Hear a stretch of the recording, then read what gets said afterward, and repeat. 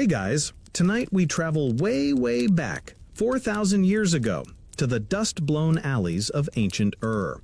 The air smells like warm clay, baked dates, and just a hint of goat.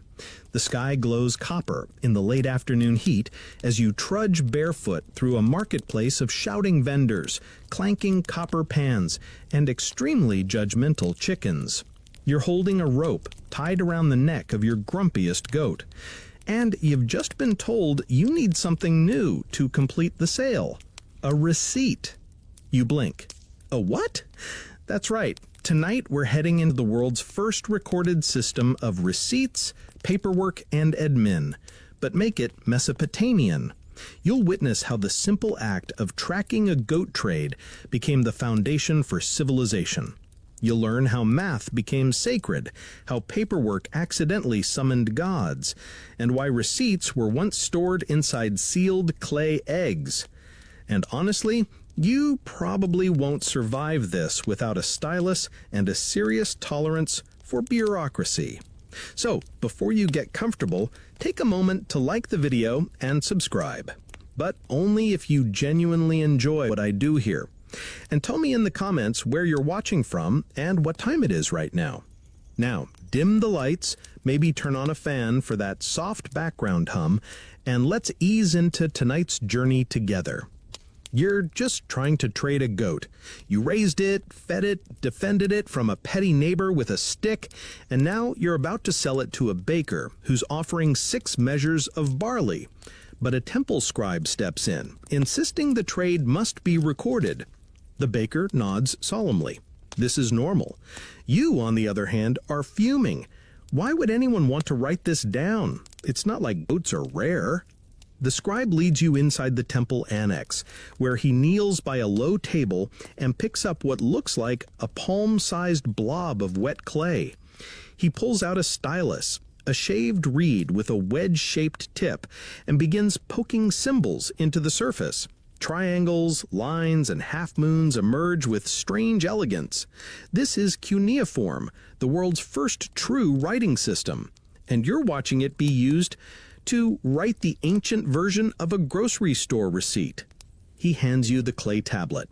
It's warm, damp, smells like riverbank. You're told to dry it by the hearth overnight and bring it back if there's ever a dispute. It's your proof, the scribe says, your witness. You've never had a witness made of mud before. What you don't know is that this humble act, recording a goat trade, represents a turning point in history. Sumer, the land between the Tigris and Euphrates, has discovered abstraction. People have moved beyond just doing things. They now track them, document them, account for them. And for what it's worth, your goat was slightly underweight. The receipt includes that little detail, which you find deeply offensive. The system itself has roots a few centuries old. Historians still argue whether the earliest Sumerians invented writing purely for trade or whether religious rituals played a bigger role. But trade receipts were certainly the first practical application. At first, instead of writing, they used small clay tokens, miniature sculptures representing sheep, jars of oil, or bushels of grain. Merchants would press these into larger clay balls, or boule, and seal them shut. The whole thing worked like an ancient receipt capsule, like cracking open a Kinder egg of debt. But you're witnessing the next step. Instead of hiding the tokens, scribes are now pressing their shapes directly into the surface of a flat tablet. It's faster, more efficient, slightly less fun to break open, though. You exit the temple holding your first receipt. It's heavier than you expected. It has your name, the baker's name, the trade details, and even a mark indicating which priest was on duty. It's not exactly blockchain, but it's secure. Sort of. Later that evening, you sit by the fire and study the tablet. The symbols are mysterious. You recognize the sign for goat, basically a sideways V with legs, and a pictograph for barley that looks suspiciously like a comb. It's oddly beautiful. You tuck it into your satchel and go to sleep thinking maybe, just maybe, mud can be useful after all. Fast forward a few weeks, and you're using receipts all the time. You sell wool. You borrow grain. You trade a suspiciously lazy donkey. Every deal is logged in clay. You've begun drying your tablets on a special shelf in your hut. It's your archive now. Congrats! You're a one-person Bureau of Records. A neighbor asks if she can borrow one of your receipts to show the temple. You decline because you're not running a receipt rental business. Yet. Now here's a fun twist. At this point in history, most people still can't read. Scribes are elite, trained in temple schools, where they spend years copying the same sentences over and over. You, on the contrary, are a commoner, barely literate but observant. You start recognizing repeated patterns on the tablets. One day, you spot a mistake on a receipt, a miswritten number. You point it out to the scribe, who snorts and mutters something about amateurs, but he fixes it. Later, he tells his supervisor, who wants to know how you noticed. You say, with a shrug, "I just counted the goats." The supervisor stares. He offers you a new job. And so the goat herder becomes an apprentice scribe. At night, you fall asleep with clay dust under your nails and wedge marks on your fingers. You're learning the secrets of this ancient paperwork system, how symbols can represent numbers, sounds, even abstract ideas. It's thrilling, slightly terrifying, and extremely messy. You learn never to sneeze on a wet tablet unless you want to start over from scratch. And so, dear listener, your journey into the world of ancient receipt paper has begun not with a grand invention, but with one very stubborn goat, one temple scribe, and one squishy little slab of mud that just changed your entire life. You are now a proud apprentice scribe, which basically means you spend your days hunched over a low bench with clay up your nose and the nagging sound of elders correcting your line angles. You expected the glamour of keeping records. Instead, your wrists ache, your stylus blisters, and one guy in your class keeps licking the reed tips for luck. You sincerely hope that's not part of the curriculum. But today brings something new. Your master hauls in a large sealed object that looks like a fat clay lemon. This, he says, tapping it reverently, is a bola. You squint. What now? Bola, he repeats. Inside are tokens. He sets it down like it's a sacred artifact, which it kind of is. This is how we used to record trades, before tablets, before you kids got all fancy with your styluses. You nod, pretending you totally knew that already. He hands it to you, heavier than it looks, warm from the sun. You tilt it to your ear. Something rattles inside. It sounds like a maraca, or possibly a clay-based baby rattle. This is what we gave to traveling traders. Too many sheep, too far to carry, too much barley to count out loud. So we'd create clay tokens representing the goods. Small pyramids for barley, little cones for oil, spheres for livestock. Then we sealed them into a hollow clay ball. Simple, yes? You nod. It is simple. Weirdly brilliant. And then, he adds, we pressed the outside with the same images, so no need to open it unless there's a problem. A physical contract, self-contained, tamper-evident. You stare down at the ball. It's like the world's first sealed envelope, if envelopes were round and could give you a concussion. Of course, he goes on, if there was a dispute, you'd have to break it open, shatter it. Tokens spill out, arguments erupt.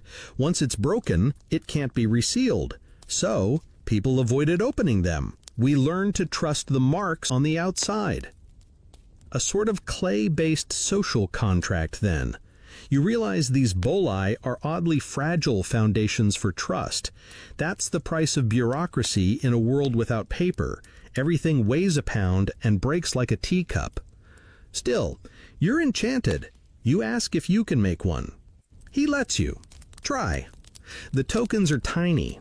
You roll barley cones, shape livestock blobs, make a little wedge for fish that looks more like an angry almond. You fire them gently in coals, then load them into your fresh, damp bola. You seal it and press the tokens into the surface to indicate what's inside. It's official. You've made your first receipt capsule, a little clay planet of commerce.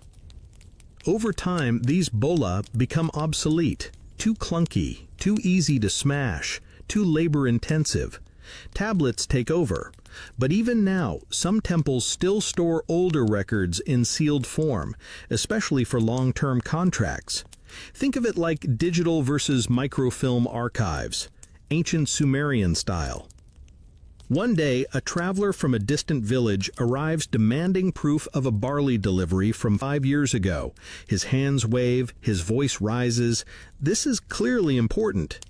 Your master sighs and disappears into the archives. He emerges with a dusty bola, cracked slightly but still intact. He holds it to the light, reads the external symbols, nods. The traveler smiles, bows, and leaves happy. He never opens it. This is your introduction to something strange and beautiful, the power of symbolic trust. Everyone agrees the marks mean something. Everyone agrees they stay meaning something, even when nobody opens the bola. Historians still argue whether these tokens evolved as accounting tools first, or if they were extensions of religious talismans, maybe little clay prayers. But one thing is clear, they evolved into something we all still recognize today: receipts, contracts, audit trails, all because ancient Sumerians were deeply suspicious of each other. And yes, people forged them. Of course they did. You hear whispers of counterfeit tokens, illicit trades, even double entries. But forgery was hard when your medium was literally mud, and tablets, unlike paper, leave very obvious erasure marks when tampered with. Wipe a wet one, and you're left with a lumpy smear. Burn it too soon, and it cracks.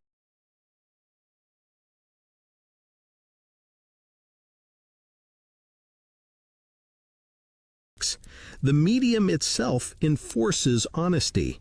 Mostly. You're starting to love this weird system.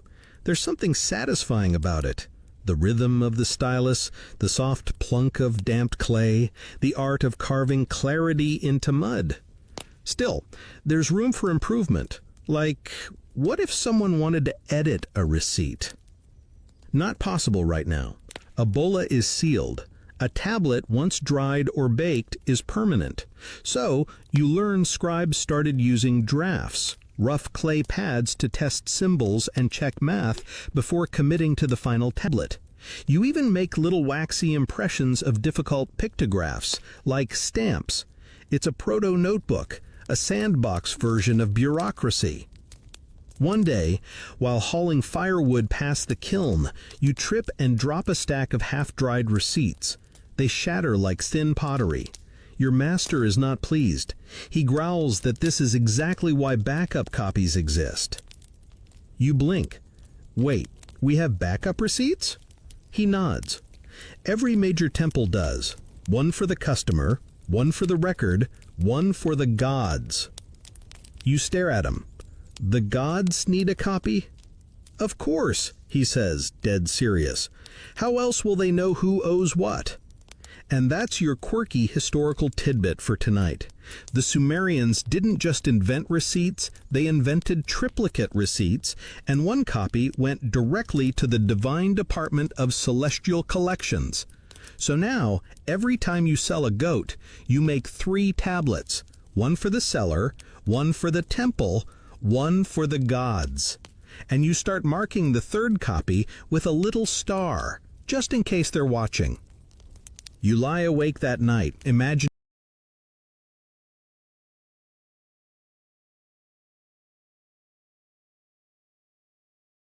gods hunched over clay desks, filing receipts, arguing over interest rates, probably still more efficient than your cousin.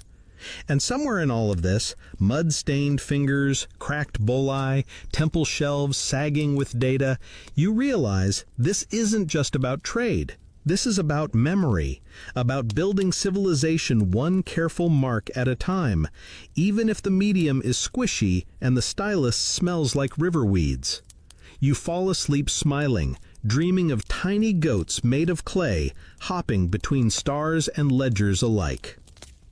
You wake to the low whistle of wind slipping between the clay bricks of your house, the scent of scorched grain still lingering from last night's cooking fire.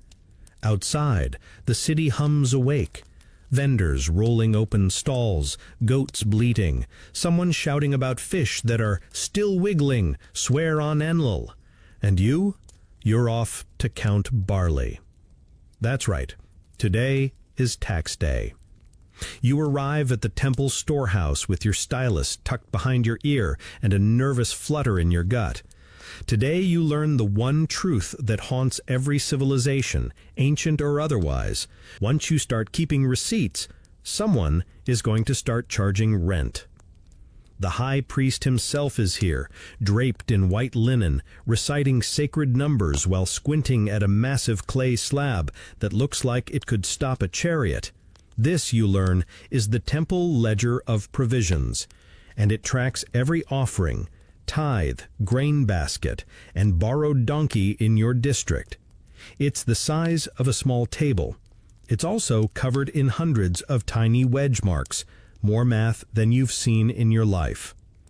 And you, dear apprentice, are here to update it. See, the Sumerians didn't just invent writing for fun. They built an entire economy on it. The temple owns land. It rents out that land to farmers.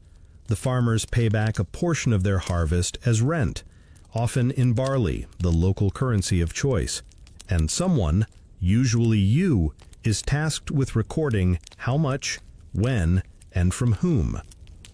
Your job starts with weighing barley. Great burlap sacks are brought in, tied with coarse rope. You open one and run your hand through it. Cool, dense, and faintly nutty smelling. Your stylus scratches the surface of your tablet as you mark down 6 measures, Farmer Namu, due date the festival of the new moon. Then you glance at the master ledger, trying to match the record. It doesn't match. Uh-oh. You double-check. The farmer insists he paid 10 measures, not 6. You find no extra entries. The priest frowns. The scribes glance at each other. There's a pause thick enough to sculpt. "Go check the temple vault," says your supervisor. You trudge downstairs, heart pounding, past corridors lined with tablets, row after row, shelf after shelf. This is the real heart of Sumerian civilization, the archive. Not the ziggurats, not the palaces. It's the literal stacks of receipts. You find the farmer's entry. It says 10. You bring it up. Show the priest. He nods solemnly. "So we've lost 4 measures." "No," you say. "They're in the storehouse. I just counted them." The priest raises an eyebrow. "Then someone miswrote the main ledger." Everyone turns to the master scribe, a man with a gray beard and the ego of a minor deity. He scowls. You realize what you've just done. Corrected a senior scribe. You expect to be slapped with a wet stylus. Instead, the priest nods. Apprentice has a sharp eye. You exhale. And from that moment on, you are invited to join the accounting circle, the elite team that tracks land rents, labor hours, and temple offerings. You are now officially part of the bureaucratic priesthood, which, let's be honest, is way cooler than it sounds. You spend the next weeks learning how math became religion. Here's the thing. The Sumerians didn't have Arabic numerals. They used a base 60 system. Yes, 60. That's why we still have 60 seconds in a minute and 360 degrees in a circle. Thank your local temple scribe for that dizzying legacy. But they didn't just use it for time and angles. They used it for grain, for labor hours, for tracking how many jars of beer a worker received as wages. And yes, beer wages were totally a thing. You learn to write numbers using combinations of wedge marks, one for units, another for tens, then larger groupings. You calculate rent rates based on lunar cycles and crop yields. You make tables, literal spreadsheets in clay, tracking temple income. One night, while carving an entry for 10 measures of lentils, 4 of onions, you accidentally combine the symbols and invent something new, a shorthand symbol for vegetables. You show your master. He laughs. Then he uses it. Just like that, you're part of the evolution of written language. Historians still argue whether Sumerian writing began as purely economic or had ritual roots, but there's no denying this. Commerce exploded once people started tracking value across time. People trust what they can read, or at least what someone else can read for them. There's a downside, of course. As math becomes divine, so does debt. The temple priests aren't just landlords, they're celestial accountants. If you owe grain, it's not just a financial matter, it's a spiritual one. Failing to pay rent becomes a sin. Not keeping records is an offense. And misplacing a receipt? Oh, buddy, don't even go there. Your new duties expand. You attend grain auctions. You help sort tax ledgers. You write receipts for temple laborers, usually paid in rations of bread, onions, and yes, again, beer. Each transaction is meticulously logged. One day, you stumble across an old receipt from 20 years ago. It's been fired solid, preserved in perfect condition.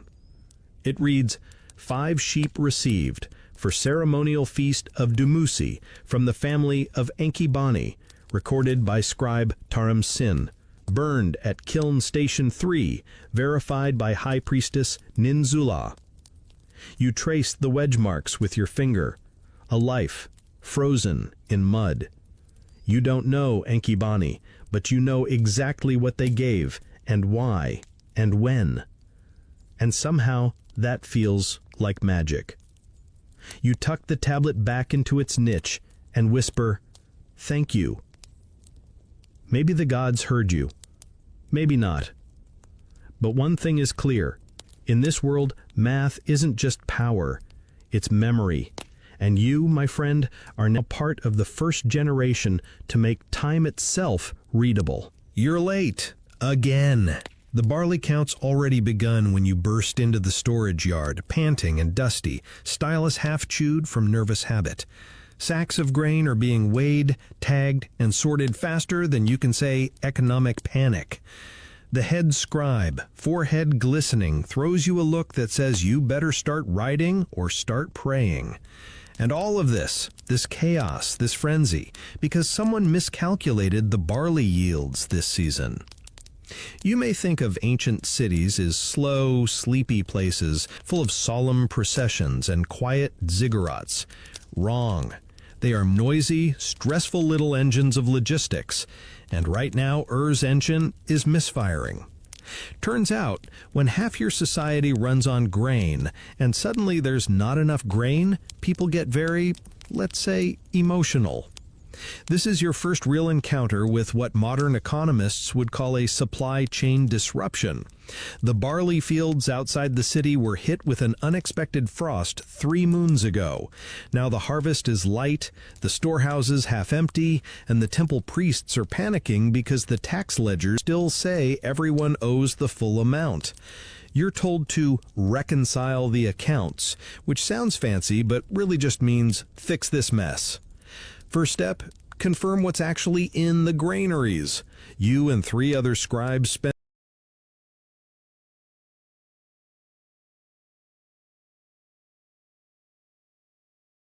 the entire morning wading through itchy burlap sacks, scratching tally marks onto fresh clay tablets. The dust makes your throat burn. Some sacks are moldy. One is suspiciously warm. There's a rat. You scream, the rat screams louder. After hours of inventory, the numbers are clear. The harvest's down 23%, but the rent contracts weren't adjusted. You're staring at a full-scale economic drama written in mud. You call a meeting of the temple accountants. They file in with robes flapping, brows furrowed, tablets in hand like ancient laptops. Everyone's muttering. The debate begins. "We can't lower the rent demands," says one older scribe. "That would violate the calendar contracts." "We must," says another, "or the people will riot. We need bread makers, not burned houses." Historians still argue whether Sumerian scribes had real power or merely reflected temple policy. But sitting in that hot, tense room, you can tell their decisions matter. One by one, the scribes recalculate tribute expectations, shaving off a fifth of what farmers owe. Your tablet becomes the official record of the adjustment.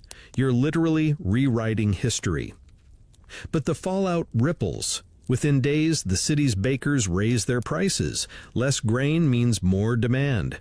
You walk past a stall and see a loaf of barley bread selling for 2 fish instead of 1. A woman spits on the ground and walks away muttering. The temple begins issuing ration slips. For the first time, you write receipts not just for trade or tax, but for daily survival.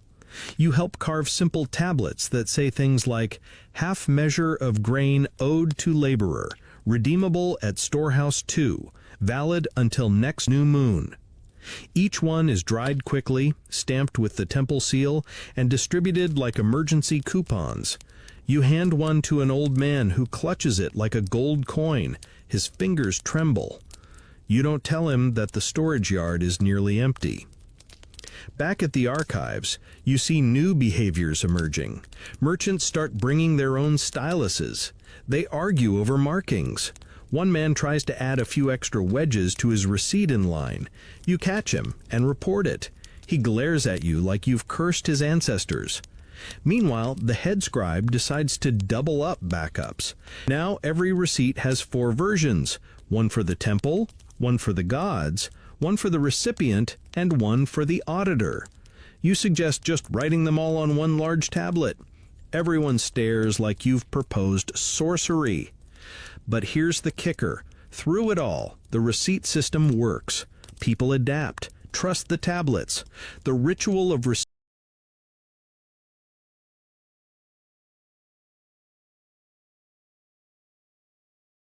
receiving a marked piece of clay, stamped and signed by the temple, provides a strange kind of comfort. It's the one thing still consistent in a crumbling harvest season. You begin to see your stylus not just as a writing tool, but as a kind of stabilizing spell. 1 wedge means life, 2, debt, 3, hope, maybe. Then one morning, while preparing a new batch of ration receipts, you notice a woman with a baby waiting near the tablet counter. She's been there for hours. You step outside and offer her water. She tells you her husband vanished during a fish delivery run 2 weeks ago. She has no barley, no proof of his disappearance, just a worn-out receipt he carried for a shipment of lentils, half paid. She asks if she can trade it for food. You hesitate. It's not protocol. It's not even the right kind of receipt. But it's clay, and it's real, and it says his name. You check the archives, find his ledger entry, cross-reference a delivery log, and there it is, a note, shipment never arrived, no dispute filed. You approve her ration slip. That night, she leaves a handful of dried dates on her window ledge. It's not much, but it's a reminder this system, messy, inefficient, made of literal mud, is also human. It's fragile, but it listens if you let it. Quirky tidbit of the night, one experimental scribe during this crisis starts carving receipts into wood, hoping for a lighter, reusable medium. His name is Utu Kalam, and he gets laughed out of the archives for treating trees like river clay. But a few of his scratched planks survive in the back shelves. You run your fingers over one someday, amazed. The world was always trying to invent paper. And so, as the barley panic calms, the ledgers are adjusted, and the ration tablets fade from circulation, you tuck away one particularly odd receipt in your satchel. It reads, 0.5 barley /1 loyalty, redeemable upon next harvest. You're not sure who wrote it, or what it's really worth, but it feels like the truest account of the year. The tablet cracks in your hands with a dull snap. It's not a big crack, just a little hairline fracture across the corner, but in the world of clay records, it might as well be a lightning bolt. You stare down at the broken receipt, half of a fish tray dangling by a crumbly edge. Your supervisor, a wiry man with a voice like burnt onions, lets out a hiss of air. Again? I didn't mean to, you stammer, gingerly fitting the pieces back together. He mutters something about apprentices and clumsy hands and shoeless scribes. You don't catch it all. You're too busy thinking about how annoying wet clay is, how fragile, how your fingernails are now permanently caked in beige dust, and every third tablet you touch leaves a streak on your clothes. But still, something about the stylus feels right in your hand. Today, you've been assigned to the junior records room, the most gossipy corner of the temple bureaucracy. Think of it like the back office at an ancient DMV, only with fewer chairs and more reed bundles. Your job is to copy receipts from temporary clay slates to official storage tablets. It's a bit like retyping an email, only the keyboard is mud and someone's always judging your wedge angles. You settle in beside two other apprentices, Nabiya and Lugal Id. Nabiya is a perfectionist, her cuneiform so precise it looks machine-made. Lugal Id, on the other hand, has the calligraphy of a drunk goat and spends more time talking than writing. I hear the ziggurat priests are demanding gold-trimmed styluses now, he whispers. Divine hand deserves divine tools, they say. Let them write with fish bones for all I care, Nabiya mutters without looking up. I chuckle, but then pause. Fish bones would make a decent stylus. Anyway, you return to your tablet. This section of your job is all about copying, and that's not as easy as it sounds. Clay tablets aren't standardized. Some are squarish, some oblong, some soft, some dry. You have to account for shrinkage as they dry, warping during firing, and even thumbprints from the original scribe. And heaven help you if you smudge someone else's work. Senior scribes get extremely sensitive about their handwriting. Still, you're starting to recognize patterns. Merchant names repeat, so do common trade combos. Goat for barley, fish for onions, wool for beer. You begin to notice seasonal trends, more oil trades near the winter festivals, more leatherwork receipts after the spring river swell. It's like watching the heartbeat of a city through tiny clay windows. And then you start getting creative. You invent a new system of abbreviations, marking repeating phrases like 2 measures barley, standard quality, with a short cluster of strokes. You show it to Nabiya. She raises an eyebrow, tries it, approves. Soon you're developing faster ways to log similar trades. Small adjustments, but enough to catch the attention of a mid-tier archivist named Karunda. He thinks like an administrator, he says, tapping your tablet with a knuckle. You're not sure if that's a compliment or a curse. But then, disaster strikes. Again. A merchant storms into the records room, red-faced, waving a crumbling slip of clay like a war banner. "This is wrong," he shouts. "It says 3 shekels of silver. I only paid 2. The tablet is old, brittle, and misfired. The third wedge is faint. It could have been a drying crack, or maybe someone added it later. Your stomach flips.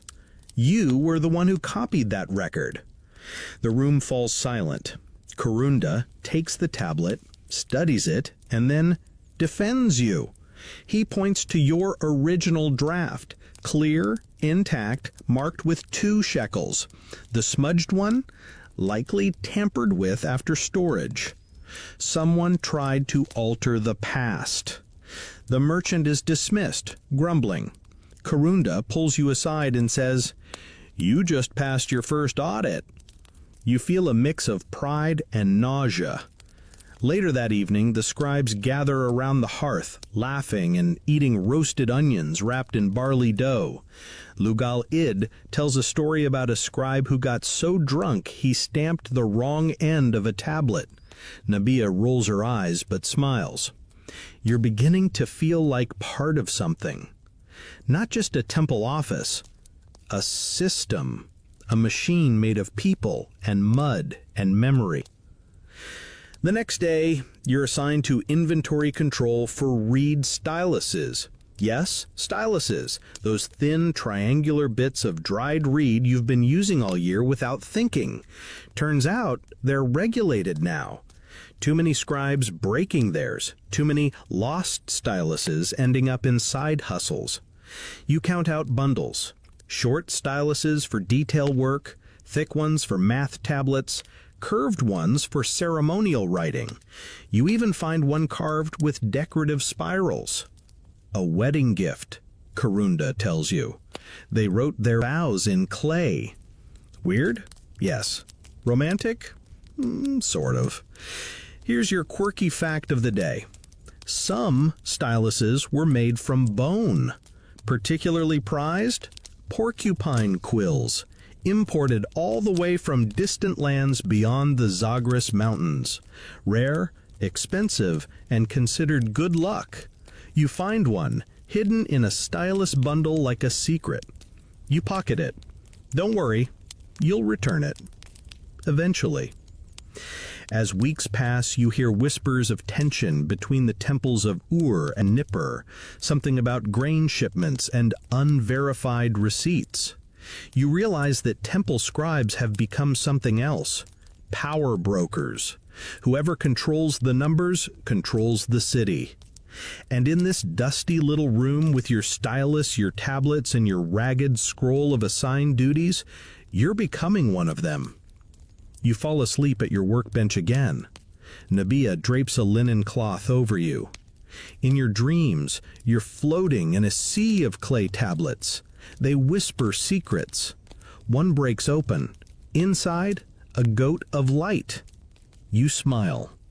You know what to do. You're writing in triplicate again. Your fingers ache, your eyes sting, and your stylus, your lucky one, the porcupine quill you swore you'd return, is nearly worn flat at the tip.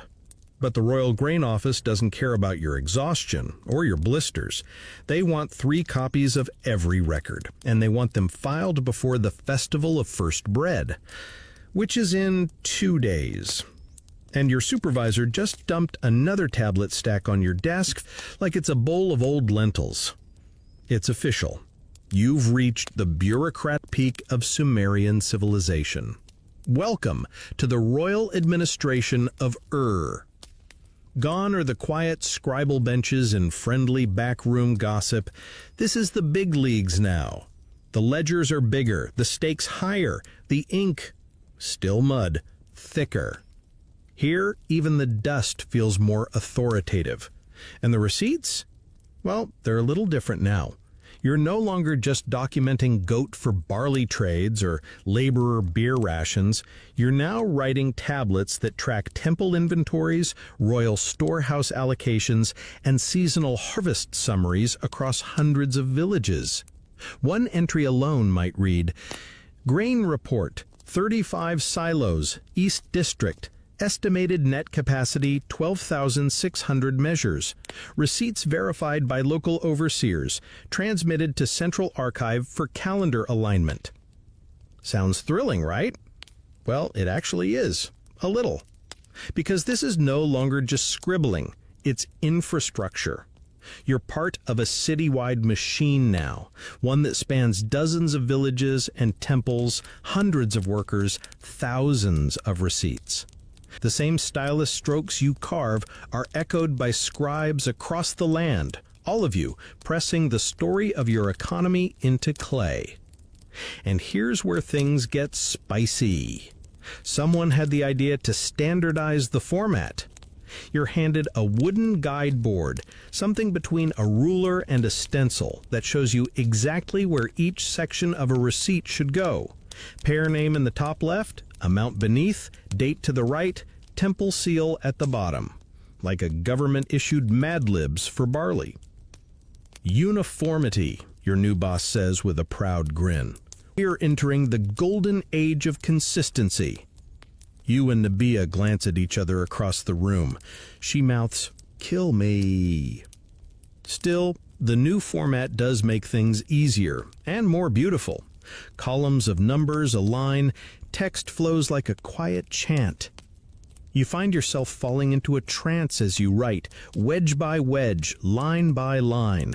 There's something meditative about it, something eternal. Then comes a new twist, royal receipts. These are not like the others. You're summoned to the back chamber where 2 guards and a senior priest await. They hand you a sealed leather pouch. Inside are 3 clay slates, not tablets, but flat oval pieces the size of a palm. Each is pre-dried, lightly etched with a royal border. You will write the king's provisions onto these, says the priest, not quite meeting your eyes. Only what is spoken, no improvisation. You nod. This is a royal account, a direct inventory of goods owed to or received from the palace, and for some reason they've selected you. You dip your stylus into a shallow tray of thin clay slurry and begin. The priest speaks, slow and rhythmic, as if reciting poetry. 10 jars of cedar oil from the land of the mountains, 8 baskets of fish, 4 bolts of linen, undyed, 2 necklaces of lapis, weight unverified. You write it all, carefully, precisely, hands trembling slightly. And then he presses the royal seal into each. A lion, carved in negative relief, rearing above a sun disk. You've just written for the king. No pressure. Quirky tidbit of the day? Some scribes got so good at writing that they were blindfolded during exams. Legend says the top graduate of the Eduba school in Nippur could write an entire tax form by memory, including formatting. Whether that's true or just scribal bravado is still debated by scholars, but it's the kind of lore that makes your profession feel a little legendary. You're not there yet, but you're getting close. One afternoon, you're asked to retrieve a delivery record from the kiln vaults. The tablet is huge, half your size, and stored in a locked clay shelf. When you finally tug it free, dust spills across your robe and the scent of long-dried river mud fills your nose. The record dates from 5 years ago. It lists grain shipments to villages you've never heard of, signed by scribes who've long since retired or died. But every line still makes sense. Every number still fits into the ledger like a puzzle piece. That's when it hits you. The system works. Despite the heat, the rats, the rain, the fact that everything's made of literal dirt. It works. And then it breaks. A delivery arrives from the northern fields. The tablet accompanying it lists 60 measures of grain. You confirm the cargo, only 40. The foreman insists the receipt is correct. The priest demands punishment. You're stuck in the middle. So you do the unthinkable. You suggest rechecking the math. This nearly caused a riot. But eventually, after much sweating and grumbling, you uncover the issue. Someone, one of the new scribes, mistook a wedge grouping for 60 instead of 40. Just a slip. But on a royal record, that's like misprinting the king's birthday. They assign you to training duty the next day. You now teach new apprentices how to read, write, calculate, and, above all, double-check. At night, you lie back under the stars on the flat roof of the record's annex. Nabia joins you, munching on roasted chickpeas. You talk about stylus angles, cracked tablets, and whether anyone will ever find a better way to record numbers. I heard Egypt writes on plant leaves. They call it something like papyrus. Sounds flimsy, you murmur. She laughs. Maybe. Or maybe they're ahead of us. You both fall silent. Crickets chirp. Somewhere, a goat bleats indignantly. And deep inside the royal archives, your receipts, dozens of them now, sit cooling in kiln-fired rows, your handwriting etched into the bones of history. You first notice it in the margins. A little wedge cluster where there shouldn't be one. An extra note carved into the corner of a fish delivery tablet. A tiny doodle, barely more than a mark, tucked between transaction lines for goat wool and incense. You rub your thumb over it. It's deliberate. At first, you think it's a mistake, a junior scribe playing around. But then you find another, then 5 more, all tied to tablets from the same priest, Enlil Moloch, a high-ranking official in the temple granary. Always quiet, always composed, the kind of man who folds his hands even when he's shouting. Turns out, Enlil Moloch has developed a very intense relationship with record-keeping. It starts simply enough. You're told he's begun requesting extra copies of receipts. Not just the standard triplicate or royal quadruplicate, he wants 6, 7, in one case 9.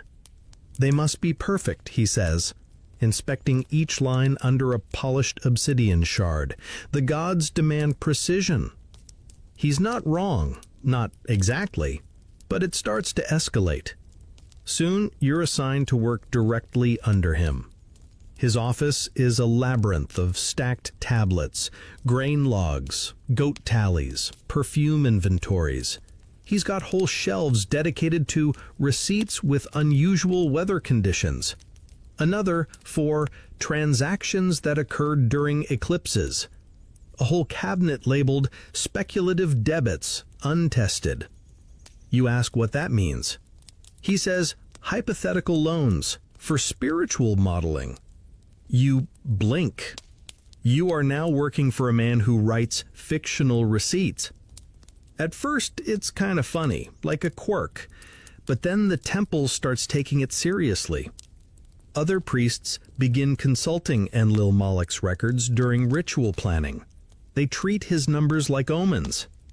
He shows you a new tablet he's written. It reads, 3 goats offered under shadowed moon. Rain followed. Conclusion, goats under shadows increase fertility. You want to laugh, but the high priest approves it for ritual trials. So, you write the receipt. 2 goats, shadowed. It becomes part of the religious calendar. And just like that, receipts become scripture. Historians still argue whether Sumerian temples saw accounting as divine from the beginning, or if it slowly evolved into dogma. Either way, you're living it. Ledgers once meant for fish and onions are now layered with spiritual meaning. You start writing receipts like these. 2 amphras of sesame oil delivered during storm, marked as blessing, value 10 shekels, plus divine favor, unquantified. You're now logging miracles. One day, Enlil Moloch hands you a tablet already carved and baked. It's not for a trade, not for a rental. It simply reads, "The moon wanes. Accounts must balance. Water seeks its level, so must the soul." You ask, "What is this?" He replies, "A receipt for the sky." Right. But people believe it. And soon you're seeing these ceremonial tablets all over the city. Merchants leave them at shrines, farmers bury them in fields. They're used as prayer tokens, as status symbols. Some even get wrapped in linen and worn around the neck. One day at the market, you overhear a man bragging, "I paid 5 fish for this barley, but the receipt was sealed by Enlil Moloch, so really, it's blessed." You snort into your handful of dates. And then, one afternoon, a delivery cart arrives at the temple. It contains nothing, just a note from the distant village of Lagash. Receipt only, goods to follow. The tablet is beautiful, intricate, the kind of wedgework that takes hours. It includes a poetic line, 2 oxen promised in faith, let this tablet bind earth to sky. You read it twice. They've sent a symbolic delivery. And you know what? The temple accepts it. Not only that, they frame it, hang it in the central office, a gesture of piety, they say, a receipt of the Spirit. You start carving these spiritual receipts as part of your daily duties. They follow a format, symbolic gift plus intent plus date and priestly seal. Sometimes they include dreams or weather or strange little poems that make no economic sense but feel important. One reads, 1 bushel of barley given in trust, returned as rain. Another simply says, debts paid by silence. You're officially out of the goat counting phase of your career. And yet you still write the practical ones. You still tally oxen and tag fish, but now every transaction feels double-layered. There's the surface, what was traded, and the subtext, why it mattered. People begin requesting certain scribes for their receipts. I want you to write it, a potter tells you, handing you his payment tablet. He uses the good wedges. He means your lines are clean, symmetrical, balanced, as if math can bring luck. You nod. You carve the receipt with care. That night, you watch as he slips it into a small clay jar and buries it beside his kiln. For prosperity. Quirky fact, some Sumerians used receipts as part of burial rites, placing tablets listing debts paid or offerings made into graves, as if showing the gods a clean balance sheet. It's the ancient equivalent of saying, look, I'm square, let me in. You wonder if any of your receipts will end up in the afterlife. You secretly hope so.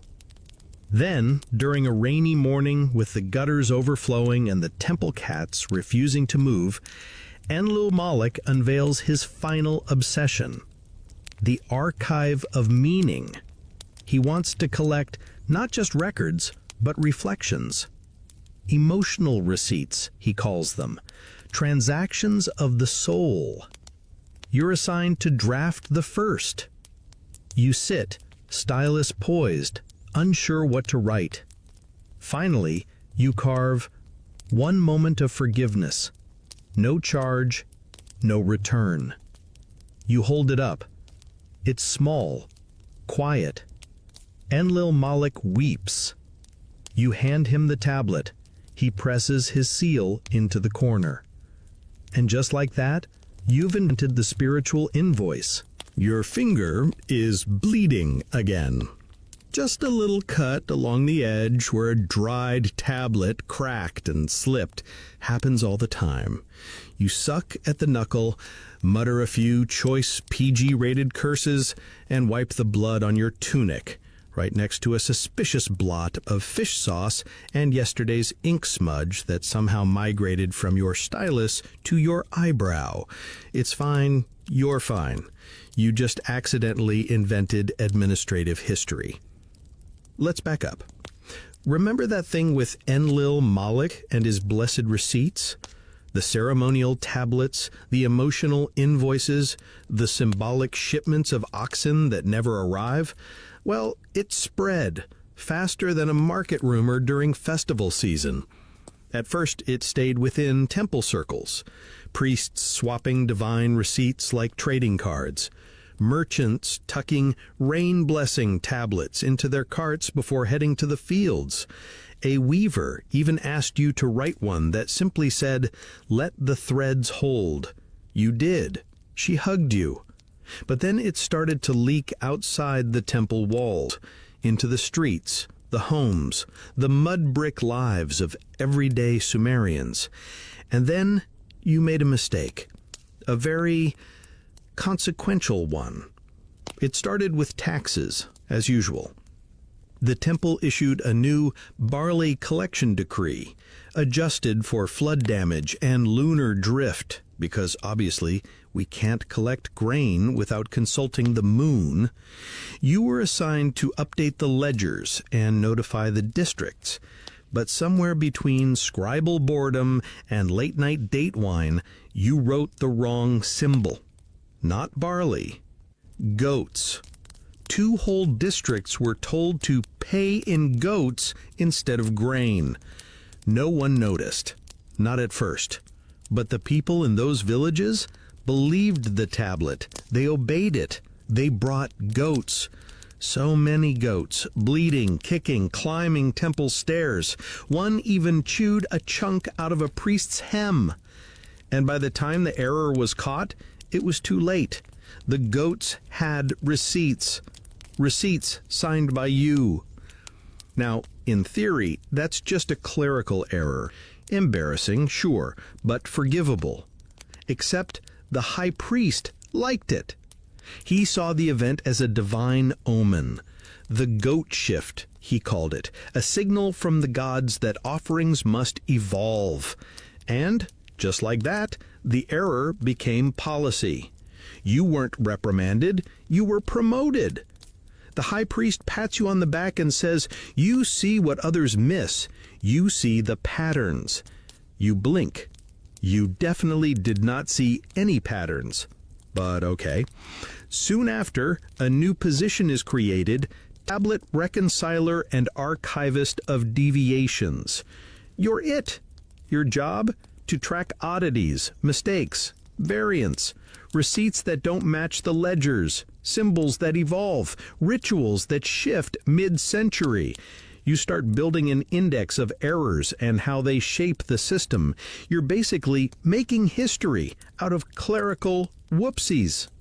And once you start cataloging these deviations, you realize something wild.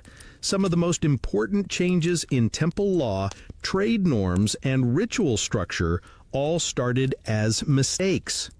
A misread quantity symbol in the poor led to double incense offerings.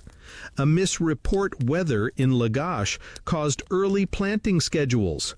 A typo in the fish rations led to holy fasting days. History, it turns out, is a series of well-organized accidents. You create a special category of receipts called transitional tablets, documents that mark a before and after. Your shelves fill with them. Each one tells a story. You stop thinking of receipts as static records. They're moments, points of change, pivots in the slow, muddy river of civilization. Quirky tidbit? Some temples start reenacting famous receipt moments in ceremonies. There's now a festival of the goat mix-up in your old village. They parade goats with little fake tablets tied to their horns. The children love it.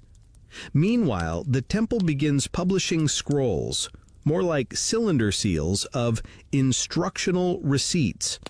These are carefully copied versions of historical tablets used for training new scribes. You're asked to curate the first collection. You call it Echoes in Clay. It includes your original goat decree. You try not to cringe. You also begin compiling a reference guide, not just what was written, but why. Context, social shifts, spiritual meaning, who received it, who gave it, what changed, what stayed. And it catches on. Other temples write to you, literally sending clay mail, asking for your annotated versions. One archivist in Sipar calls your method revolutionary. Another asks if you'll train his apprentices. You're now an expert in a field that didn't exist 6 moons ago. But it's not all prestige. One day, a merchant comes to the temple furious. says he's been fined twice, once based on a trade record from 10 years ago. He insists it was forgiven, claims he had a symbolic receipt to prove it. He pulls it from his satchel, a small chipped tablet. It reads, 3 fish owed, forgiven in honor of the full moon. Peace be upon scales. It's beautiful. It's unofficial. You're the one who wrote it. Just a joke back when you were still learning the wedge flow, a little poetic flourish for a friend, and now it's been used in a legal dispute. You scramble to check the archive, cross-reference Tarchant's name, the fish trade, the lunar calendar. Eventually, you find the actual tablet. It says the debt was not forgiven. The poetic version was a courtesy copy. The man is fined.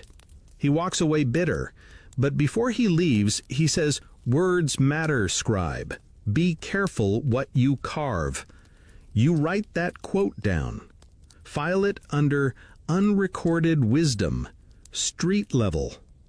That night, as rain taps on your roof and the oil lamp flickers low, you stare at your shelves of transitional tablets, each one an accident, a moment, a breath someone took and etched into clay. You realize you haven't just recorded these moments, you've shaped them by choosing which to keep, which to repeat, which to say were first. And that's the secret, isn't it? Receipts are more than records. They're stories. And you, blooded thumb and all, are now the first storyteller of administration. There's a chicken on your table. Not metaphorically, an actual chicken, pecking suspiciously at a receipt tablet you just finished drying. You blink twice. It stares back. Then, as if making an executive decision, it hops down and struts proudly out the open window. You sigh and blow the clay dust off your sleeves. Welcome to your new assignment, Temple Intake Records, Division of Offerings and Omens, which, as it turns out, is as chaotic as it sounds. This is where receipts stop being just about goods and services and start blurring into prophecy. It starts innocently enough. People bring offerings to the temple, grain, oil, woven cloaks, oddly aggressive poultry. You or one of your fellow scribes write a receipt. Name, item, quantity, date, purpose. The usual. But now, under the new high priestess Min Malkat, those receipts have started doubling as spiritual declarations. She calls them intent tablets. You roll your eyes the first time you hear the term, but then she explains. Every offering isn't just a gift, it's a request, a prayer, a bargain. The receipt should reflect that. So you start adding phrases to the bottom of your tablets like, given in hopes of rain, in honor of a safe birth, for forgiveness during eclipse. And then it gets weird. A merchant brings a single lump of salt and asks for a receipt that reads, 1 measure of salt, may the river swallow my enemies. You hesitate. He insists it's symbolic. I just want the gods to know where I stand. You write it. The next day, someone else comes with a sack of barley and requests, for health and many sons, and may my neighbor's donkey grow slow. You begin noticing patterns. Each receipt now holds a little piece of psychology, a little gossip, a trace of local drama preserved forever in clay. You start filing them differently, not just by item. Soon your archive includes drawers labeled rain-related wishes, rival curses, fertility prayers, trade blessings, dream confirmations. You become fluent in the language of hope and pettiness. One morning, a fishmonger brings a live carp and whispers, "No name, please, just make sure the gods know it's from me." You nod. The receipt reads, "Anonymous gift, may it find its way." He leaves with tears in his eyes. Quirky fact of the day, the Sumerians believed that clay tablets could speak after death. Some families buried receipts with their loved ones, not just tax statements, but messages, final thoughts, last requests. You find one tablet in a family archive that reads, "I owed one fish to my brother. Let the gods repay him." It's oddly moving. But this spiritual side of receipts creates new problems. See, not everyone agrees on the meaning. A farmer reads his wife's receipt for 1 measure of lentils in exchange for silence and demands to know what she meant. She won't say. He files a dispute. Your supervisor sighs. Interpretation is not our department. So you make a new category, ambiguous receipts. Another, potentially passive-aggressive tablets. You're now a part-time archaeologist, part-time marriage counselor. Then Ninmalkat makes a sweeping decree. All ceremonial receipts must now be accompanied by a context tablet, a separate record that explains the emotional or spiritual intent of the gift. This doubles your workload. But something clicks. You realize this is more than paperwork. It's a kind of cultural heartbeat. You start carving context tablets with care. The merchant gave 1 jar of oil after seeing a shooting star. This barley was brought at dusk after a long argument. The gift was small, but the tears were real. You're not just logging trades anymore. You're writing people. And the archive starts to reflect that. Priests begin quoting old receipts during ceremonies. As the tablet from the time of drought reads, 1 goat in hope is worth 10 in regret. That was one of yours. You blush. People start asking for your signature on their receipts, not just the temple seal, your mark, a tiny fish-shaped stamp you carve into the corner. It becomes a kind of trend. Others copy you. Stylized stamps appear, birds, stars, even tiny faces. Suddenly, every receipt is a collaboration between scribe and supplicant. Then come the dream logs.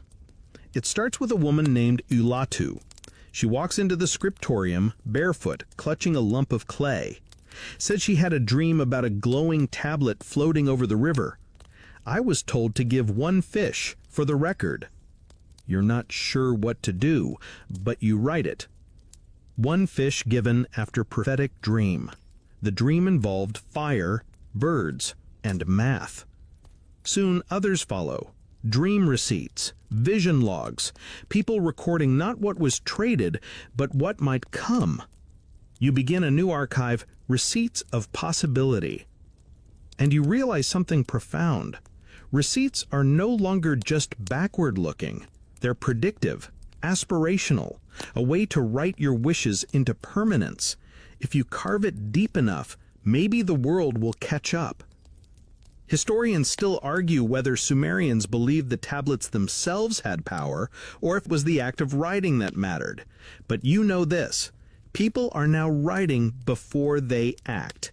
Receipts first, reality later. It's terrifying and wonderful. You walk through the marketplace, watching people exchange not just goods, but ideas, hopes, arguments carved in clay, smiles stamped in styluses. You think back to your first receipt, a goat for barley, a dry, practical trade.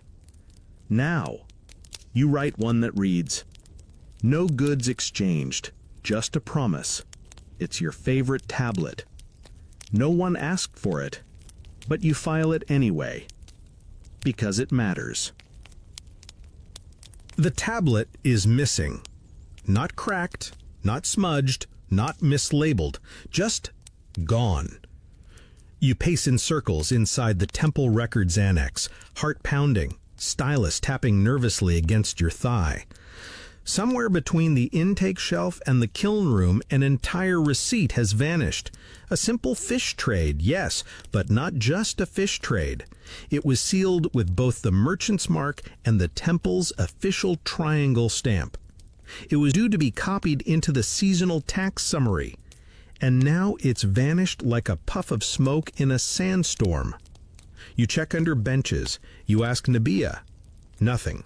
Lugal-eyed shrugs and suggests it might have been stolen by a ghost with a seafood debt. You're not in the mood for jokes. Because here's the thing. One missing receipt can unmake an entire story. It doesn't take long for the ripple to start. A tax collector shows up the next day, confused. This merchant claims he paid, but we have no record. You explain. He frowns. So, he's cleared based on your memory? Your stomach flips. That's not how this works. And yet, the temple lets it slide. One merchant gets excused. Another hears about it, brings his fish story, claims the same. And now you have a crisis. You call it the Great Ledger Breach. Scribes scramble to recount inventories. Old deliveries are rechecked. You spend an entire day unsealing a dusty bulla from 6 years ago. Remember those clay capsules full of tokens? You break it open with shaking hands and find 6 tiny cones and 1 fish wedge, just as expected. You nearly cry from relief. But the lost tablet remains lost. Until one evening, as you're locking up the scriptorium, you spot something strange wedged behind a jar of broken styluses. It's the tablet, covered in chickpea paste. You stare at it, dumbfounded. Then remember, Lugal-eyed had a snack plate yesterday. His elbow must have knocked it off the shelf. You confront him. He gasps.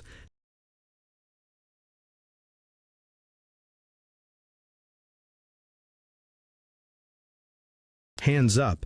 The chickpeas are innocent. You don't laugh. Not yet. Because here's the bigger realization.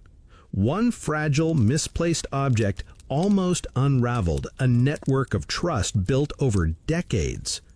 And suddenly you understand why librarians in your temple have become powerful. Yes, librarians. They prefer the term keepers of the record, but really they're the backbone of the whole economic machine. Without them, receipts get lost, ledgers go unbalanced, debts are forgiven or wrongly remembered. History bends. You start spending more time in the archive vaults. It's a quiet, cool space carved into the side of the temple. Rows of cubby holes filled with clay tablets wrapped in date palm fibers, sorted by era, scribe, and category. There's even a humidity stone in the corner, an absorbent rock meant to prevent clay from softening in the rain season. You meet Eni, the chief archivist. Her hair is silver, her memory sharper than your stylus. She knows where every tablet lives. She can tell the difference between scribes by the angle of a single wedge. Sheep scribes, she scoffs one day, holding up a crooked old receipt, always leave wide spacing, afraid to press too hard. You learn from her how to hold the tablet without warping it, how to spot salt damage, how to rebake cracked clay. She even shows you the secret shelf, unmarked tablets with no writing at all. Emergency backups, she whispers, just in case history needs rewriting. You're not sure if she's joking. Meanwhile, the missing tablet incident leads to a larger change. The temple begins implementing a twin tablet system. From now on, all official receipts are made in duplicate, one copy to be stored immediately, the other used for circulation. It's not just for safety, it's a power shift. Archives are no longer passive storage, they're active players. Eni starts demanding stylus audits. Scribes have to log their tool usage and sign in for clay blocks. You resist at first, it's just mud, but she gives you a look that could melt obsidian. And you realize she's right. Receipts are no longer just records, they're assets. And assets need protection. Quirky tidbit of the day. One ancient Sumerian archive included a misfiled shelf for tablets that couldn't be verified. They were marked with a small clay tag reading, "Maybe." You find one. It says, Payment received, maybe. 3 goats, maybe. Weather, unclear. You laugh harder than you should. But it sparks an idea. You propose creating interim receipts, temporary tablets marked as pending, used during trades that require inspection or travel verification. The temple approves. You start carving them with a distinct wedge pattern, an open circle. It becomes a recognizable symbol across the city. Soon traders carry them like passports. A merchant from Quiche shows you one, grinning. Issued by your temple, you all write pretty down here. You blush. Then he says something that sticks. Your receipts have a reputation. Not you, not the temple, the receipts. They've become a currency of trust. That night you walk past a market stall and see a little girl handing her friend a scrap of dried clay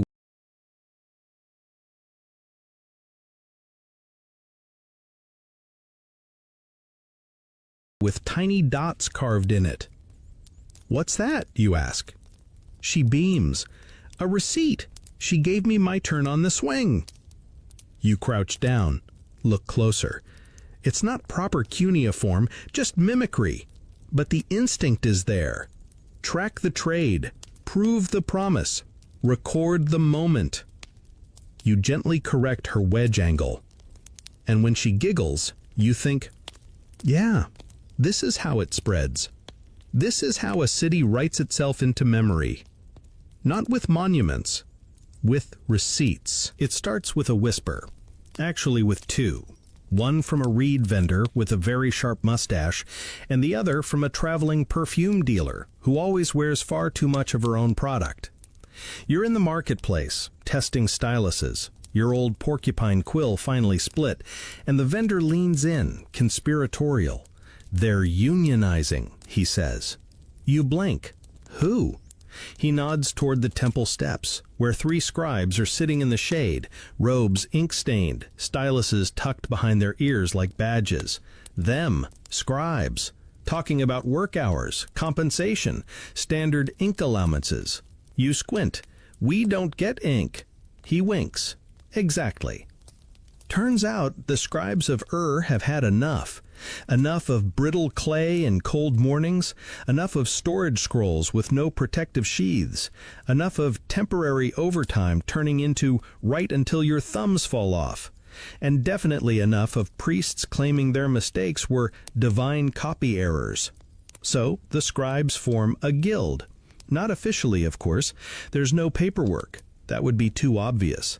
But suddenly everyone's referencing the circle, a quiet network of record keepers who agree on standards, rates, expectations. Think of it as the ancient world's first labor union, baked in secrecy and dried under the same sun as your receipts. At first you think it's ridiculous, until one day you request a standard tablet from the supply room and receive a cold, polite reply. Request denied. Incorrect formatting. Resubmit via guild template. You laugh. Then you look at the new form. It's beautiful, compact, efficient, symmetrical lines, even spacing for ceremonial notes and trade discrepancies. You realize this isn't a rebellion, it's an upgrade. Soon, the circle begins standardizing stylus lengths, organizing storage, and training junior scribes with formal apprenticeships. They introduce rotating transcription shifts to reduce wrist pain.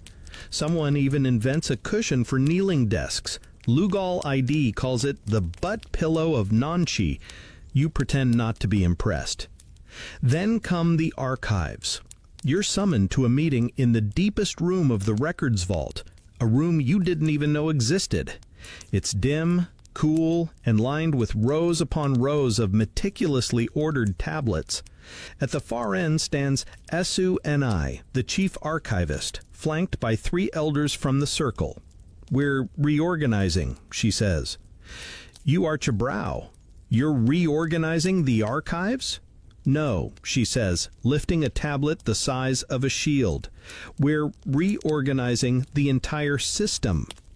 Turns out, the circle is centralizing records, consolidating ledgers from different temples, cities, even trade routes. They're creating a master index, a kind of proto-library catalog that cross-references grain shipments, labor logs, and ceremonial offerings. They even devise a symbol, an eye, within a tablet to mark official circle-approved records.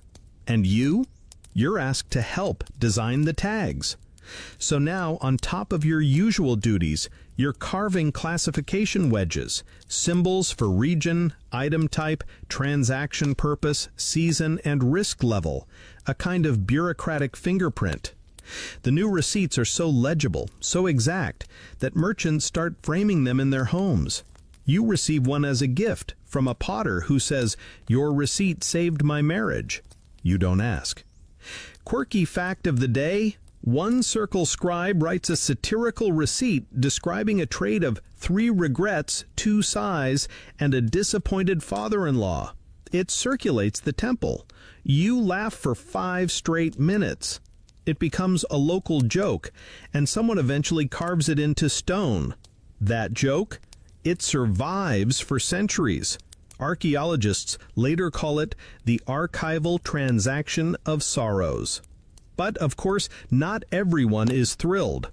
Temple elites begin grumbling. They don't like that scribes are speaking with one voice. One day, your stylus rations are cut. The next, the archivist's seal is deemed non-sanctioned. Lugal ID's desk is moved near the courtyard. He now works under a fig tree and claims it improves his poetic receipts. But the circle doesn't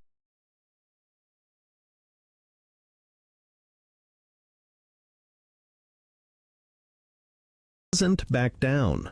They respond with receipts, literal ones. Each scribe begins including a small log wedge at the base of every tablet, indicating the number of hours worked, tools used, and whether it was done under duress.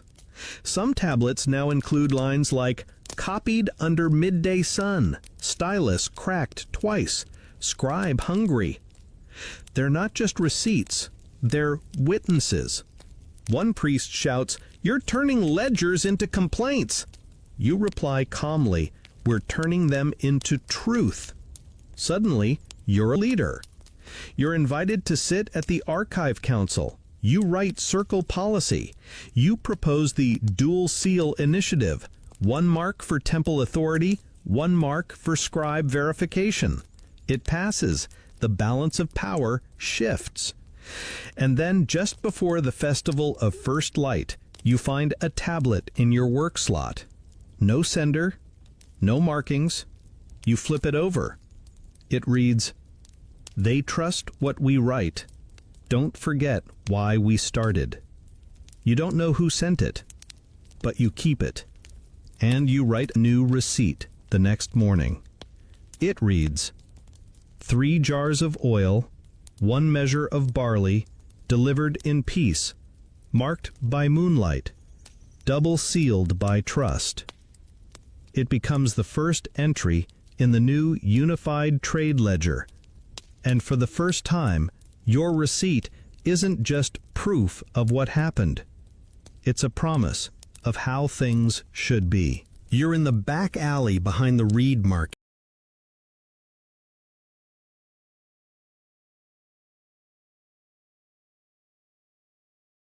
Your tunic sticky with sweat, your satchel full of contraband styluses. Yes, that's who you are now.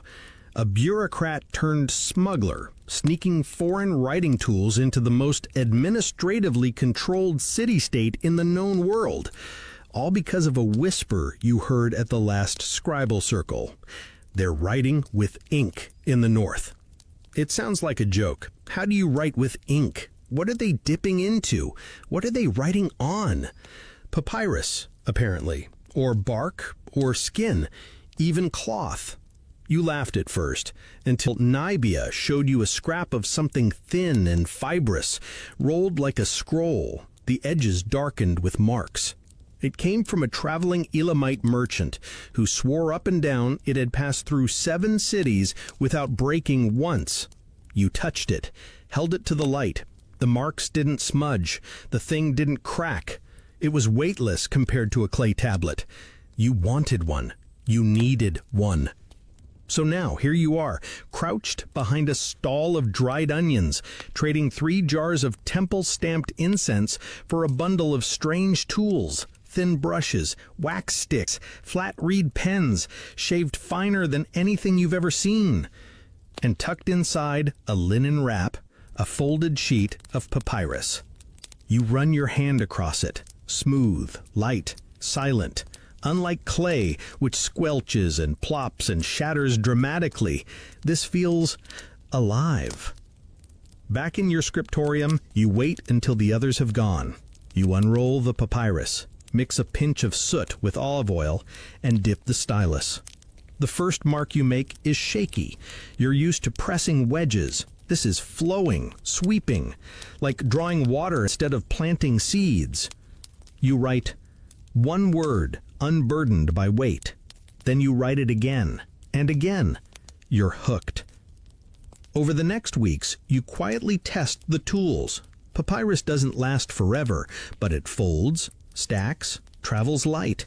Ink is messier, sure, but it doesn't require a kiln, no firing, no drying, just air.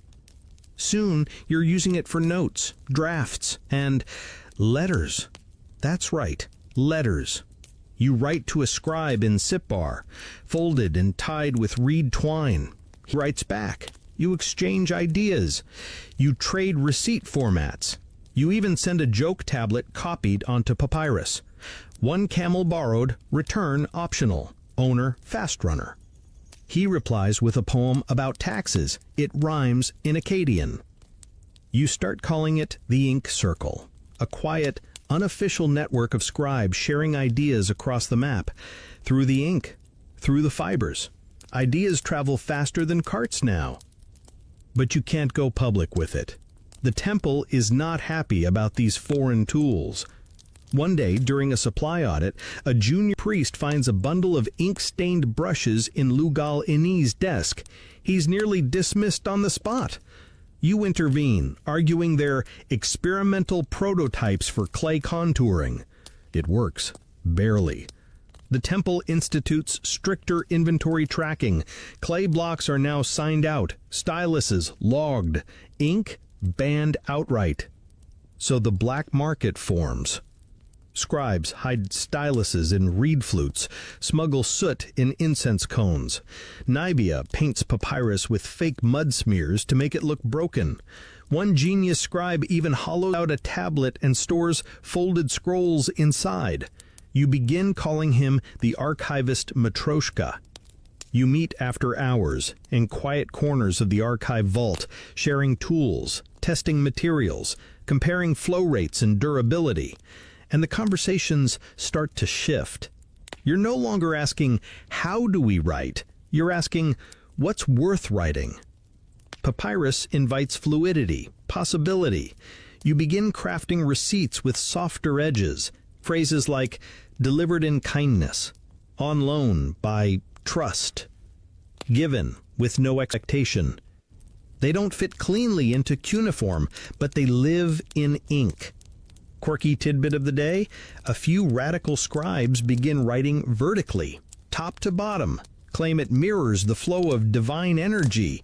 One scroll you receive even includes drawings, tiny illustrations of the trade items, a wool bundle, a fish, a woman's sandal. You stare at the sandal drawing for a full minute. It's absurd, it's brilliant, and it's illegal. Because eventually, the temple finds out. A full investigation sweeps the scriptoriums. Dozens of styluses confiscated, scrolls seized. One kiln assistant even gets accused of soft conspiracy. You don't even know what that means. Sune pulls you aside one night. She says, "You've gone too far. Receipts must remain durable, verifiable. Ink fades." You show her one of your earliest clay tablets, a smudge, barely legible, a mistake from your apprentice days. You say, "Clay fades too." She doesn't reply, but the next day she lets you access a sealed storage room filled with obsolete formats, Among them, a shelf of wax tablets. One even includes a stick of ancient blackened ink. You realize, we've been here before. Tools rise, fade, return. The medium shifts, but the message, the need to track, to name, to witness, it stays. So you do something bold. You write a dual receipt. One version in clay, baked and sealed. One version in ink, folded and light. You place them side by side, label them stone and breath. You begin encouraging others to do the same. Slowly, carefully, scribes across begin to adopt the practice, not to replace clay, but to supplement it, clarify it, soften it. And the people respond. Merchants request ink copies for travel. Laborers ask for quick receipts on wax tablets. One farmer cries when he's able to carry all his records in a single satchel. It spreads, not by decree, but by usefulness. One night, Nibia asks what you'll write next. You think for a long time, then answer, "Whatever I want to remember," or refuse to forget. You never thought fish would come back to haunt you. And yet here you are, standing in front of the temple's high audit board, holding a cracked receipt tablet from over 20 years ago, as if it were an ancient relic dug from a tomb. And in a way it is. The tablet records a trade, 42 dried fish delivered by a merchant named Damiku to the temple kitchens during the festival of first rain. Signed, sealed, verified. You remember writing it. You remember the smell. You remember Damiku's left eye twitched every time he said the word barley. You thought that moment was behind you. But now Damiku's grandson has submitted a claim. Says his family never got full payment for that delivery. Says they were shorted 2 jars of sesame oil. And guess who has to prove otherwise? That's right. You. Congratulations, you're conducting the world's first audit. It's not glamorous. You spend days digging through old ledgers, tracing clay trails from delivery records to storage logs to ceremonial distributions. You find scribbled cuneiform shorthand that hasn't been used in a decade. You decode symbols that once meant verified and now mean pending. You discover a whole shelf of receipts misfiled under meat substitutes. Fish were once considered meat substitutes. Who knew? You even find a context tablet written in your younger hand, awkward and cramped, that reads, "Fish accepted late, dried longer than preferred, payment adjusted with priest approval." Boom. That's your answer. You present the findings to the audit board. They nod, the priest grunts, Damiku's grandson scowls. "You owe us fish," he mutters. You don't, but you offer a symbolic receipt. One apology, dried over 20 years, no oil owed. It's not official, but it ends the dispute. You sit in your office afterward, staring at the stack of old receipts spread across your desk, each one a snapshot of who you were, a choice you made, a record of a breath you barely remember taking. You start compiling a ledger of your own, the forgotten records. It's a new kind of book, not a temple log, not a legal register, but a personal archive. You begin logging errors, adjustments, reconciliations.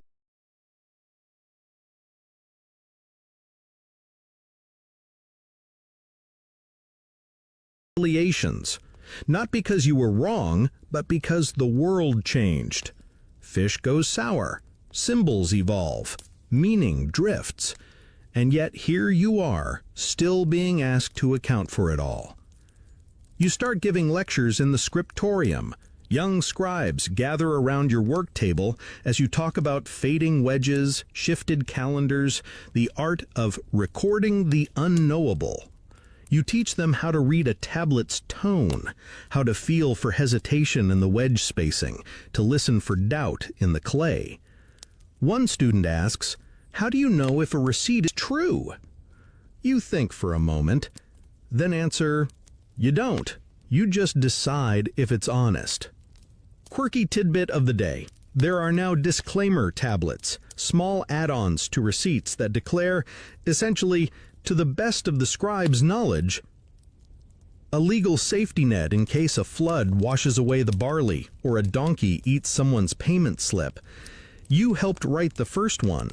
It said, "Storms willing, this shall remain accurate." It became a temple standard. Meanwhile, the Circle has begun building a new system, a master registry of reconciliations. Every time a tablet is corrected, its original version is logged, stored, and preserved. Nothing is erased, just added to. You call it the layering. Each receipt is no longer just a moment, it's a history of moments, a story that acknowledges its own edits.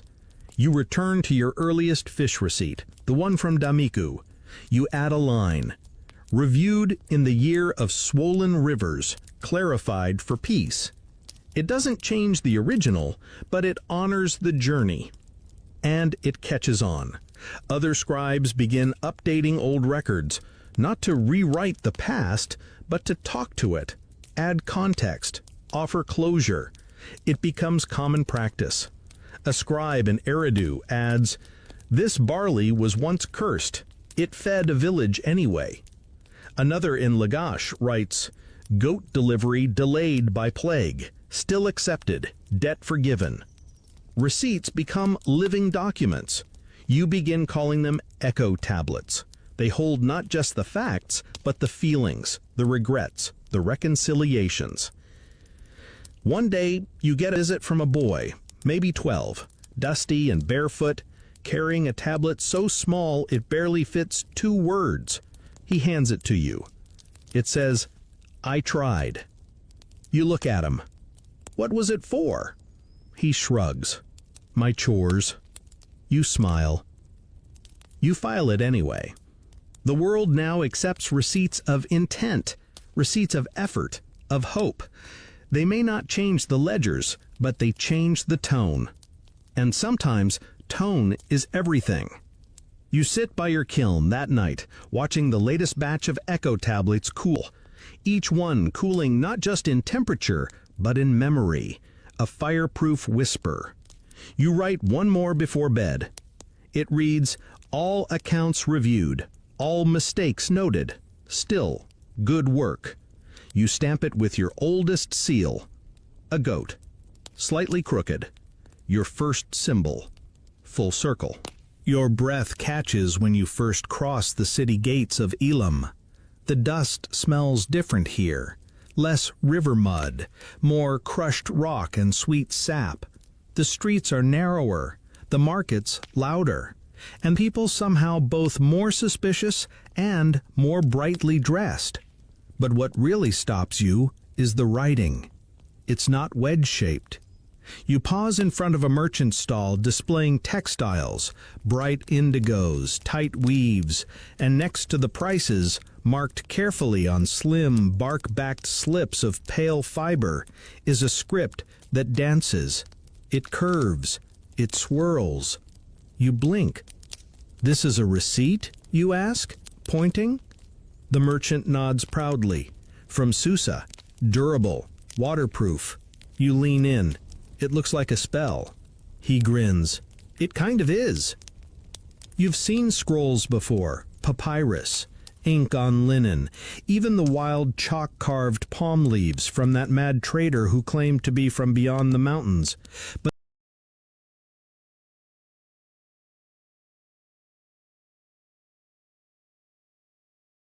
But this is the first time you've seen Sumerian accounting exported, translated, mutated. Your receipts, your lifeblood of clay and stylus, have gone international. You're here on an official mission, of course. The temple sent you to Elam to help verify cross-border grain trades. There's been confusion. 2 shipments, same weight, same buyer, different receipt formats. It's the kind of problem that used to be a mere nuisance. Now it's diplomatic. So you stand at a table with Elamite scribes, comparing ledgers, They use a completely different calendar. Their symbols for grain look like birds. Their numerals? Don't even get you started. But then, one of them pulls out a familiar object, a clay tablet, wedge-marked, stamped with the temple seal from Ur, your temple. You exhale, a little shaky. She slides it over like an old friend, and suddenly you're talking trade weights, exchange ratios, stylus depth. The language is foreign. The math? Universal. Historians still debate when the first international record-keeping began. You know the answer. It started when you handed someone a receipt and they trusted it even outside your city walls. You spend the next days helping align the systems. You introduce the Elamite scribes to the circle's classification wedges. They show you how they preserve tablets by wrapping them in resin-treated cloth. You share your theory of the echo tablet. They nod gravely and offer you a drink made from fermented cactus milk. It tastes like regret. But the collaboration deepens. You suggest a new kind of receipt, one that uses both cuneiform and Elamite script, dual script tablets, shared ledgers. Together, you draft the first one. 20 shekels of grain, exchanged in peace between cities, signed by 2 hands, witnessed by the sun. You carve one half, she inks the other. And it works. Merchants stop arguing, shipments flow more smoothly, even the guards seem less tense at the gates. You're invited to speak at a public forum in the Elamite scribal school, a dusty courtyard with rows of flat stone benches and students who ask more questions than yours ever did. One raises his hand. What if receipts lied? You pause. They do, sometimes. But the best ones don't just record, they remember. You write that on a bark slip, in ink. They hang it on the wall.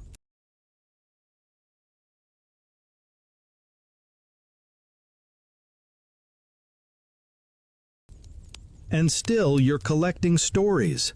You visit a remote village on the border where a farmer keeps a whole wall of receipts tied with twine, fluttering in the breeze like paper birds. He tells you he started writing them on parchment scraps after losing all his clay tablets in a fire. The temple refused to accept the replacements until a priest noticed he'd copied the old seal with perfect detail. The memory's still there. The clay is gone, but the promise stayed. You nod. And one night, on the flat roof of your lodging, staring out at a city of strange stars and foreign syllables, you make a decision. You write the first entry of what will become your life's last great project. On receipts and the shape of trust. It's not a list, it's a philosophy. You begin outlining what receipts mean, not just their use, but their effect. You argue that trade records are humanity's first collective memory, that clay and ink and bark and reed are just tools, that the real invention was the idea that we should remember things together. You write, a receipt is not promise. It is the echo of a promise. And when we write it, we choose to believe that the future will agree with the past. That line travels faster than you expect. 1 week later, a group of Elamite scribes gifts you a scroll of your own quote, beautifully written, tied with a lapis bead. You've never felt so understood. Quirky tidbit, the Elamites have a ritual called the silent signature. Instead of stamping the end of their scrolls, they leave them unsigned, trusting that the act of giving is the mark. You try it once. It feels terrifying and liberating. You return to Ur a month later, satchel heavy with scrolls, half-dried tablets, and experimental styluses that click when tapped. You show them to Nabia. She stares, wide-eyed. They're beautiful, but where do we store them? You grin. We'll figure it out. And so begins the first integrated archive, a new room in the temple filled with shelves for clay, scrolls for ink, baskets for bark, boxes for wax, a home for every format, every language, every memory. You carve a sign above the entrance. It reads, "All truth accepted here, no matter how it was written." The air is warm with the scent of drying reeds and sweet smoke. Outside your window, the courtyard shimmers under the late summer sun. Temple children chase each other between baskets of figs and clay scraps, their laughter echoing off mud brick walls. A familiar clatter of styluses clinks from the scriptorium below, a sound you've grown to love, quick, percussive, thoughtful. You sit at your desk, older now, a little slower, your fingertips permanently creased with clay dust, and press the flat of your palm against the smoothest piece of material you've ever touched. It isn't clay, it isn't bark, it's something new. Thin, flexible, soft like sun-dried linen, but stronger. No reeds poking through, no risk of shattering.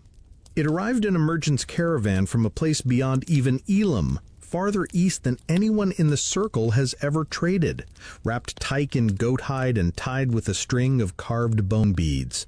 They called it paper. At first you laughed. It felt wrong, too soft, too insubstantial.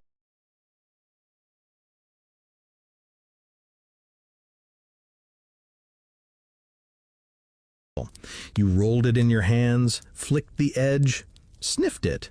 It smelled faintly of smoke and honey. But then you pressed a stylus, not a wedge-tipped reed this time, but a fine charcoal stick onto its surface. And it stayed. Not just the shape, the tone, the gesture. You couldn't help yourself. You wrote, "It holds." That was weeks ago. Now you sit at your first full set of paper receipts, 15 stacked neatly, each written in ink, charcoal, or colored dye. Because why not? If you're going to leap, leap brightly. The transition was slow. Nabia insisted clay couldn't be replaced. "You can't feel history in paper," she said once, pressing a tablet to her chest. But she came around. She now writes personal ledgers on folded scrolls of rough cloth dipped in ash ink. She even signs them with a drawn starfish, her stylus mark reimagined. And you've spent the last month building the world's first material diverse ledger. Each record comes in two forms, a clay tablet for the archives, a paper slip for the people. Because paper doesn't break. Because paper moves. Because a man arrived yesterday with a receipt you wrote in Elam, a single line, in your own hand, still readable after 3 years of sun, rain, trade, love, argument, and wilderness. He carried it like a passport, and when he found you, he smiled, handed it over, and said, "It kept me honest." You gave him a new one, fresher, simpler, written on a clean sheet. Debt settled. Journey honored. Come again. He tucked it in his belt like a blessing. And that's when it truly hit you. Clay was permanent, but paper is presence. Clay is what you leave behind. Paper is what you carry forward. So, naturally, the others began calling it receipt paper. It started as a joke. Lugal ID, of course. But then the term caught on. "Did you bring your receipt paper? Write it on receipt paper. I'm not lugging clay to the docks." You were there when it entered official temple use. The priest nodded solemnly and said, "This shall be issued in dual form, sealed tablet, and receipt paper." You tried not to weep. Quirky tidbit? One creative scribe used the new paper to record a 3-way trade involving 2 goats, a marriage proposal, and a cake recipe. The proposal was accepted. The goats were stubborn. The cake, excellent. You still have a copy. Now, every day, new records roll in on folded paper. Traders send updates from the road. Villagers jot down grain tallies in the field. Children write birthday receipts to each other, promising hugs, shared sweets, and not to tell mother about the broken pot. You start a new archive shelf labeled Light Memory. Because if clay is stone memory and wax is temporary memory, then paper is something else, memory that travels. You sit once last with your oldest tablet and your newest scroll. You compare, not the weight, not the texture, but the feel. Both tell the same story. Both say someone was here. Someone cared enough to write it down. And with that, you press your final stamp into a clean slip of paper. Your last receipt reads, "History written, clay cooled, paper flies. All is recorded." You don't fire it. You fold it. You tuck it into your satchel and walk into the sun. Wind down. The fire has long gone cold in the kiln, and outside the night settles over the city like a soft woven shawl. In the scriptorium, the reed styluses lie still. The last of the ink has dried. The clay has cooled. And you're no longer counting fish or barley or the feathers on a runaway goose.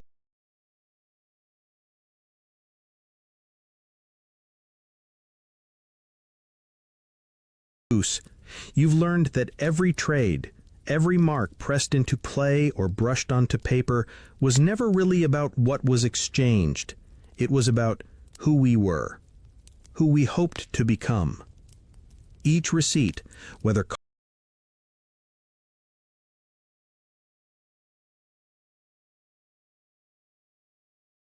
carved in wet mud, scribbled in soot, or inked onto early paper, was a conversation.